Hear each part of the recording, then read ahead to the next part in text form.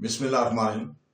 शुरू करता हूँ अल्लाह के पाक नाम से जो बहुत बड़ा मेहरबान है, नहायत रहम वाला है। दोस्तों, बहनों, भाइयों, बुजुर्गों, अस्सलाम वालेकुम वरहमतुल्लाहि वबरकातुहू। दोस्तों, कल हम जो बयान कर रहे थे, सुल्तान मोहतरम, जहां हम पहुंचे थे कि सुल्तान मोहतरम गाजी अब्दुल्ला शाफी तफक्कर अमेज लहजे में बोले। ये एक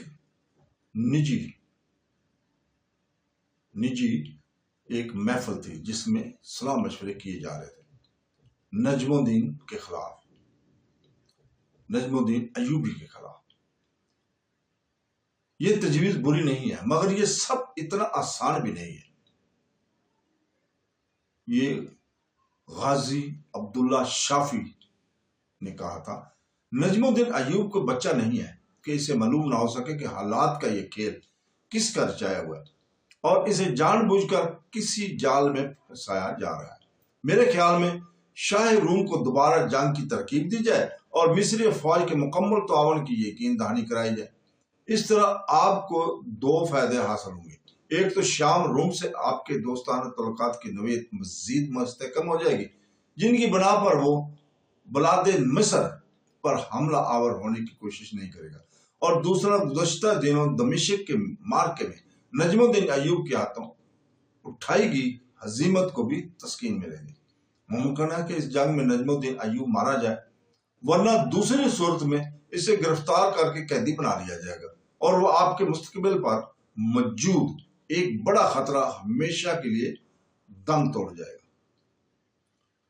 तुम्हारी बात में दम है, सुल्तान अबू बकर सर धंसते हुए बोला, सर को खुजाते हुए बोला। मगर इस बात की क्या जमानत है कि शाह रूम में बलाद शर्किया पर कब्जा करने के बाद बलाद मिस्र का रुख कभी नहीं करेंगे, बल्कि अगर वो बलाद शर्किया पर काबज होने में कामयाब हो गए तो वो इर्द गिर्द की तमाम रियासतों को भी हड़प करने की कोशिश जरूर करेंगे। क्या तुम माजी की मिसालें भूल गए हो? नसारा हमेशा वादा खिलाफी के मर्तकब हुए हैं।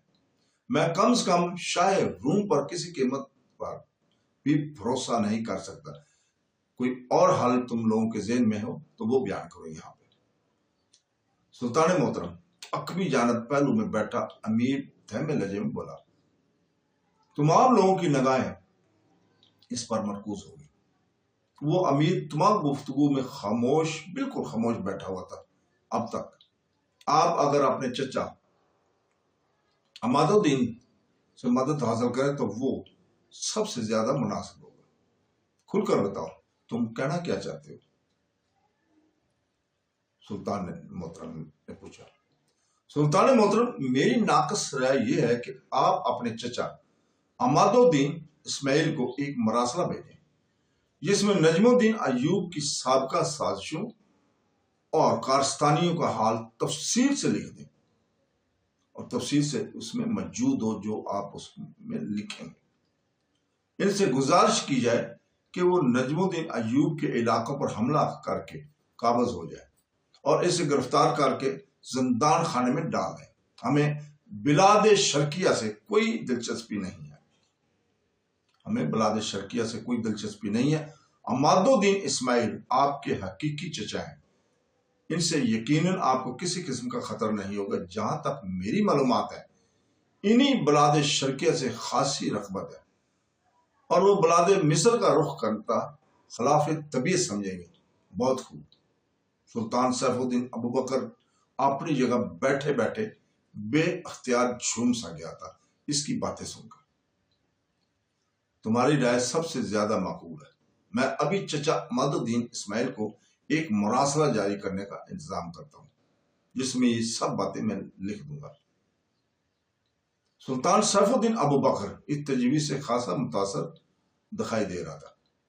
सुल्तान के मिजाज को मद्देनजर रखते हुए दूसरे खुशामदी उमरा ने भी भरपूर चापलूसी का मुजाहरा किया इस बात पर और इस आखिरी फैसले पर जमीन और आसमान की कलाबे मिला देने के दर पे हो गए और एक दूसरे से बढ़कर कलाबे मिलाए जा रहे थे। नौ उमर सुल्तान ने इसी वक्त कातब को तलब किया और इन उमरा के बामी सलाह मशवरे से शाही मरासला चचा अमादुद्दीन उसने चचा अमादुद्दीन इस्माइल के नाम लिखवाया।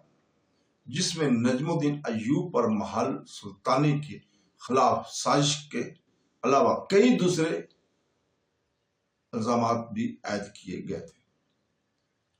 اس اصول اقتدار کا حریص کہا گیا اسی شام وہ مراسلہ عماد الدین اسماعیل کی جانب روانہ کر دیا گیا تھا۔ تو دوستو اس کے ساتھ ہی آج ہم اجازت چاہتے ہیں، کل انشاءاللہ تعالیٰ قسط نمبر 40 آپ کے سامنے لے کر آئیں گے۔ کل تک کے لیے اجازت چاہتے ہیں، اللہ حافظ۔